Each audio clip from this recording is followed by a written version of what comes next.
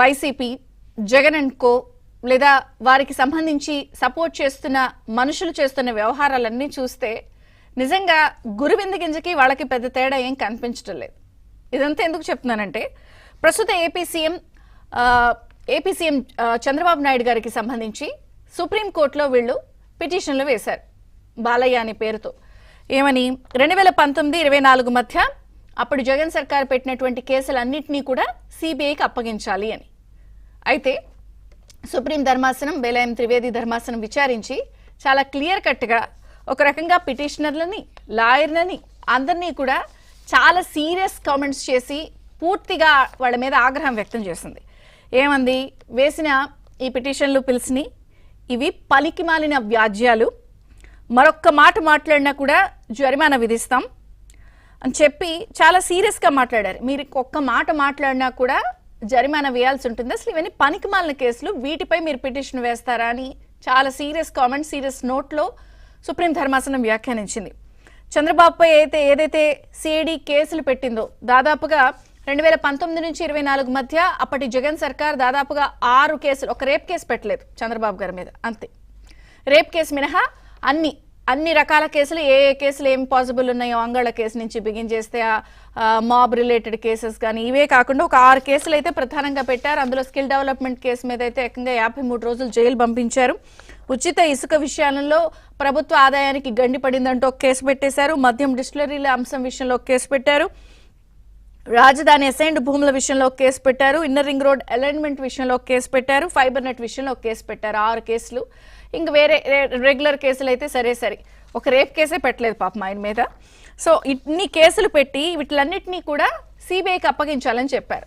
So ఈ నేపథ్యంలో supreme ధర్మాసనం బేలాయం త్రివేది ధర్మాసనం విచారణకు చేపట్టి అసలు ఇప్పుడు పనికిమాలిన వ్యాజ్యాలు, వీటిలో అసలు ఏమన్నా మ్యాటర్ ఉందా, అసలు ఇంకొక మాట మీరు మా అందరూ మాట్లాడినా కూడా చాలా సీరియస్ యాక్షన్స్, సీరియస్గా జరిమానా వేయాల్సి ఉంటుందని చెప్పారు. అలాగే సీనియర్లు ఇలాంటి వ్యాజ్యాలను చేపడతారా అంటూ కూడా ఎవరైతే పిటిషన్ వాదించడానికి లాయర్ ఉన్నారో వారి మీద కూడా చాలా సీరియస్ అయింది. అలాగే పిటిషనర్ తరపు సీనియర్ న్యాయవాది మణీందర్ సింగ్ పై అయితే కూడా తీవ్ర అసహనాన్ని వ్యక్తం చేసింది. అసలు ఏంటి కేసులు ఏంటి, ఇదంతా అంత పనికిమాలిన కేసులు అని చెప్పి. అయితే ఇక్కడ ఒక విషయాన్ని మనం గమనిస్తే, నేను ఎందుకు ఓపెనింగ్ రిమార్క్స్లో గురువింద గింజ అని అన్నానంటే, ఒక పక్కన భారత న్యాయ వ్యవస్థకి జగన్ గారి కేసులన్నీ ఒక సవాల్, ఒక ప్రశ్న, ఒక పజిల్. నిజంగా చెప్పాలి అంటే ఒక ప్రహసనంగా సాగుతూనే ఉన్నాయి. 10 సంవత్సరాల పాటు పైగా ఆయన కేసులన్నీ సాగుతూనే ఉన్నాయి. ఆయన అధికారంలో ఉన్నప్పుడు ఒక 135 డిశ్చార్జ్ పిటిషన్లు వేశారు. ఈ 135 డిశ్చార్జ్ పిటిషన్లపై కూడా అప్పుడు ఎంపీగా ఉన్నటువంటి ప్రస్తుత డిప్యూటీ స్పీకర్ రఘురామ కృష్ణరాజు గారు అయితే సుప్రీంకోర్టును ఆశ్రయించి ఇలా ఉంది, అసలు ఇవన్నీ ఎప్పటికి తేలుతాయి, ఇదంతా కూడా త్వరితగతిన విచారణ చేపట్టండి ఇలా అని చెప్తే అవి కూడా స్వీకరించి ఒక రకంగా చెప్పాలంటే చాలా సీరియస్ అయిన సందర్భాల్లో ఇప్పుడు తాజాగా మొన్నటి జరిగిన అంశంలో కూడా రోజువారీ విచారణ చేపట్టేందుకు కూడా ఆదేశాలు జారీ చేశారు. అలాగే వేరే రాష్ట్రానికి బదిలీ చేపట్టాలన్న అంశాన్ని కూడా కొట్టేసి అక్కర్లేదు, ఎక్కడైతే జరుగుతున్నాయో దానికి సంబంధించి ఇవ్వాల్సిన అవసరం లేదని చెప్తూనే రోజువారీ విచారణకు ఆదేశించారు. నిజంగా 10 సంవత్సరాలకు పైగా ఆయన ఉన్నారు. 135 డిశ్చార్జ్ పిటిషన్లు వేసి అవి సాగనీయకుండా అన్ని రకాలుగా అడ్డుపడిన సందర్భాలున్నాయి. ఇంత ఛాలెంజ్ విసురుతున్నారు. భారత న్యాయ వ్యవస్థకే ఆయన కేసులన్నీ ఒక సవాలుగా మారిన నేపథ్యంలో నిజంగా ఈ కేసులన్నీ ఒక సవాలే, ఒక పజిలే, ఒక ప్రహసనమే. అలాగే దర్యాప్తు సంస్థలకైతే ఎన్నో ప్రశ్నలు, అసలు వీళ్ళ పరిస్థితి ఏంటి, వీళ్ళు ఇలా చేస్తున్నారు. మరి ఇన్ని కేసులు, ఇన్ని వ్యవహారాలు ఉన్నాయి, క్లియర్ కట్గా ఛార్జ్ షీట్లు ఫైల్ అయ్యాయి, ఇన్ని కనిపిస్తున్నప్పటికీ కూడా మరి గురివింద గింజ చేస్తున్నట్టే తమ కింద నలుపు మరి కనపడకుండా మరి ఇంకా రాజకీయంగా వీళ్ళందరినీ కూడా లక్ష్యంగా టార్గెట్ చేసుకుని ఏదో ఒక విధంగా కేసులు వేయడాన్ని ఎలా చూడాలి? సుప్రీంకోర్టు ఇంత తీవ్ర స్థాయిలో మొట్టికాలు వేసి అసహనం వ్యక్తం చేస్తున్నా కూడా పరిస్థితి వాళ్ళకి అర్థం కావట్లేదా?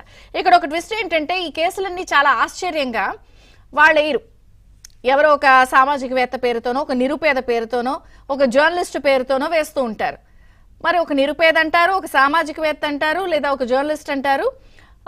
వాదించే పెట్టుకునే లాయర్లందరూ గంటకి లక్షలు ఛార్జ్ తీసుకునే వ్యక్తులు ఉంటారు అనేది ఒక చర్చ ఉంది. అసలు మరి అంత నిరుపేదలకు అంతంత కాస్ట్లీ లాయర్లు పెట్టుకునే అవకాశం ఎలా వస్తుంది అనేది ఇంకొక ప్రశ్న. అయితే క్లియర్ కట్గా వెనకాల ఎవరున్నారు, ఎవరు చేస్తున్నారు అన్ని కనిపిస్తున్న నేపథ్యంలో ఇక్కడ మరి ఇంత న్యాయ వ్యవస్థను అడ్డు పెట్టుకుని బురద జల్లే ప్రయత్నం అధికారం మారినా అధికారం పోయినా ఇంకా కొనసాగుతుండడాన్ని ఎలా చూడాలి?